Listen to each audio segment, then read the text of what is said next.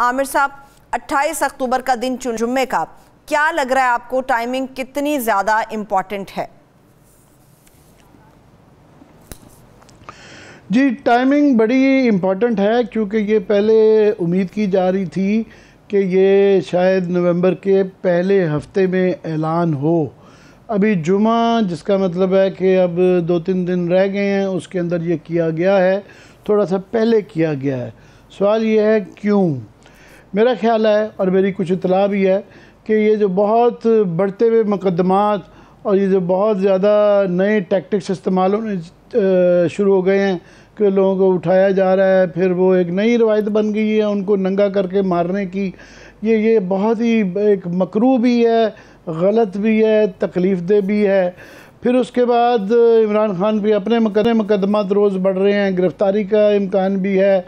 और फाइनल जो है, मैं समझता हूँ स्ट्रॉ जो थी वो अरशद शरीफ, हमारे प्यारे भाई, दोस्त, कुलीग, उनका कत्ल है। वो इमरान खान का जो है उनके साथ बड़ा ज़ाती ताल्लुक़ था और वो बेताशा के दफ़ा कह चुके थे, उनके बड़े मोहतरम भी थे। और उन्होंने खुद, जिस तरह आज अपनी तकरीर में भी कहा कि मैंने खुद कहा था कि तुम्हें जान से मार देंगे, मेरे पास इतला थी कि आपको जान को ख़तरा है। फिर उन्होंने ये भी इतला दे दूं कि हाल ही में सहाफ़ियों से मिले हुए थे तो अरशद शरीफ साहब के कि आप जो तस्वीर भी दिखा रहे थे मेरे साथ मेरे घर में, ये अरशद शरीफ का हमेशा एक स्टाइल था कि वो पिछली सीट पे जाके बैक रो पे बैठना पसंद करता था। और हम कई दफ़ा उसको आगे जब बुलाते थे तो उसका एक था कि आप नहीं मैं, आप सीनियर हैं मुझसे, तो हम कहते थे यार अब क्या 5-10 साल का फ़र्क रह गया, सभी सीनियर है।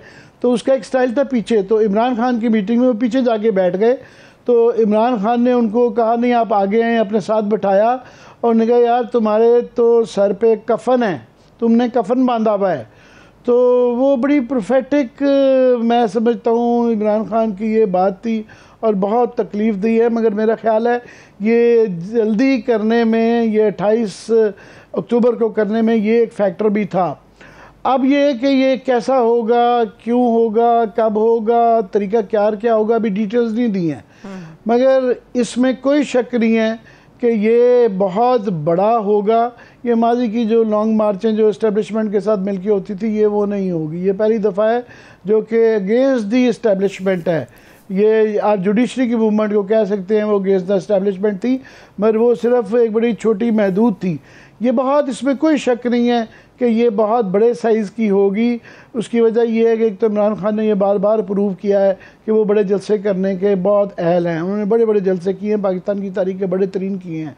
और अभी ये जो उनका बयानिया है अमेरिका के ख़िलाफ़ साइफर वाला, और अब ये अरशद शरीफ का भी जो फैक्टर है, ये सिर्फ ये नहीं कि उसके मद्दा और हमारे जैसे उसके दोस्तों को तकलीफ़ हुई है, आम लोग भी बहुत तकलीफ़ में हैं कि ये किस तरह होता है कि एक आदमी को भरी जवानी में इस तरह सर पे गोली दे के किसी और मुल्क में मार दिया। इसके शकूक हैं, अभी उसकी तफ्तीश होगी, वो चीज़ें बाहर आएंगी, मगर ऑलरेडी तकलीफ़ में है हर कोई। तो वो एक फैक्टर भी बहुत बड़ा हुआ है। तो इस वजह से मैं समझता हूँ, और ये जब वहाँ से लाहौर से लिबर्टी में आ गई, आपने देखा है पहले ही वो छोटी सी कॉल देते हैं तो वहाँ 10-15 हज़ार रुपये का लोगों का मजमा इकट्ठा हो जाता है। तो वहाँ से जब ये शुरू करेंगे तो ये रिंग के चलेगा, ये रिंग के पहुँचेगा। ये दिन लग जाएंगे गुजरांवाला पहुँचने में, ये दिन लग जाएंगे गुजरात में पहुँचने में, ये दिन लग जाएंगे लाला मूसा, फिर जेलम, फिर गुजर खान, और यहाँ पहुँचते कई दिन लग जाएंगे। और इस दौरान में मैं ख़बर से बता रहा हूँ कि ये पहले होता ना, इतनी लंबे सफ़र के अंदर लोग तंग पड़ जाते हैं कि यार बड़ा लंबा है। ये एक मेला चिरागा होगा, यहाँ पे उन्होंने पूरे इंतज़ाम किए गए हैं कि वहाँ पे उनका वैसे ही तरीक़ाकार है। आपने देखा है पीटीआई में मौसीकी होती है, यंगस्टर्स होते हैं, रौनक होती है, और वो हर शहर में रुका करेंगे और वहाँ पे देगें पकड़ी होंगी, एक मौज मेला होगा और एक पूरा एक जज्बा क्रिएट किया जाएगा, तकरीरें होंगी।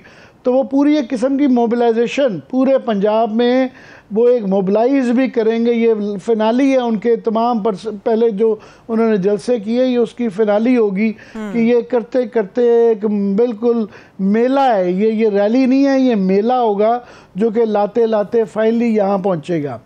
मेरी इतला ये है कि यहाँ पे भी ये वो उनको कोशिश वो नहीं करेंगे कि डी चौक पहुँचने की, फ़ौरन बिल्कुल नहीं होगी। वैसे भी यहाँ पे भी क्योंकि राना सनाउल्लाह साहब ने तमाम कंटेनर्स लगा दिए होंगे और इस्लामाबाद बंद होगा, उससे क्या होगा कि इस्लामाबाद से बाहर 5-6 जगहों पे ये मेले लगेंगे जहाँ पे खाने के इंतज़ाम होंगे, टेंट लगे हुए हैं, पानी की बोतलें होंगी, म्यूज़िक लगा हुआ है, रौनक लगी हुई है। वैसे ही मरी रोड के ऊपर जो है ना 50 बंदे इकट्ठे हो जाएं तो मरी रोड बंद हो जाती है। ये शहर बड़ा गुंजान है, आबादी बहुत ज़्यादा है, ट्रैफिक बड़ी ज़्यादा है, तो ये सारा पिंडी और इस्लामाबाद बंद होके रह जाएगा। पिंडी जब और इस्लामाबाद बंद होंगे इसका मतलब है आपकी सरकारी मशीनरी बंद हो जाएगी। तो ये एक बहुत बड़ा मसला हो जाएगा। ये जो है अगर 2, 4, 5 हफ्ता 10 दिन ये लग गए और ये रुका रहा तो किसी ना किसी को बीच में पड़ना पड़ेगा। अभी जो है पीडीएम कोई किसी किस्म की फ्लेक्सिबिलिटी, लचक नहीं शो कर रहे। वो कह रहे हैं कि नहीं जनाब ये नवंबर में अगली में इलेक्शन होगा, तो ये इसके बाद जो है किसी ना किसी को बैठ के बात करनी होगी।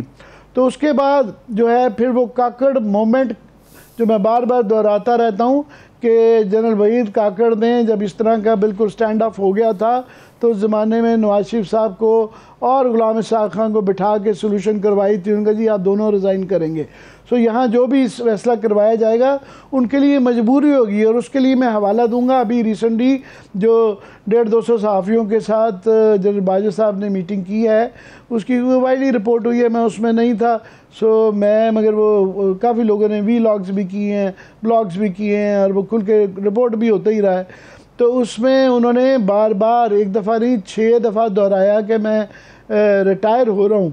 बल्कि मेरी इत्तला ये है कि मालिक साहब ने उनको ये मजाक भी किया कि सर एक ही दफ़ा कह लेते, 6 दफ़ा जब कहते हैं तो हम डर जाते हैं, 6 दफ़ा कहने की क्या ज़रूरत है।